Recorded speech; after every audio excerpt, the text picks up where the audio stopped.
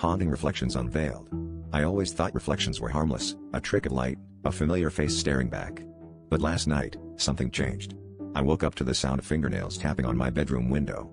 Even on the fourth floor, with no balcony or fire escape, the taps were unmistakable. I told myself it had to be a dream, until I found smudged fingerprints on the inside glass this morning, oily and distinct, as if someone, or something, had been begging to come in. I brushed it off, but each night, the tapping grew louder, more insistent. Shadows gathered in the corners of my room, stretching just out of sight.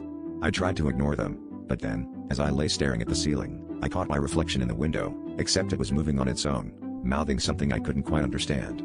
When I looked closer, I realized it was mouthing my name, but backwards, the syllables twisted and wrong. Panic set in. I covered every mirror, every reflective surface, but my apartment began to feel claustrophobic, suffocating.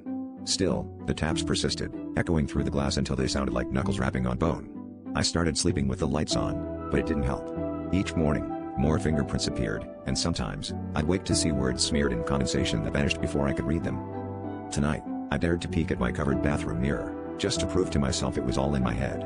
But as I peeled the towel away, my reflection was already waiting. It wasn't tapping.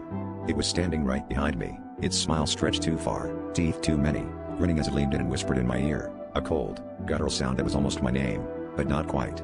Now, every surface shows its face, and I'm afraid if I blink, it'll be more than just a reflection.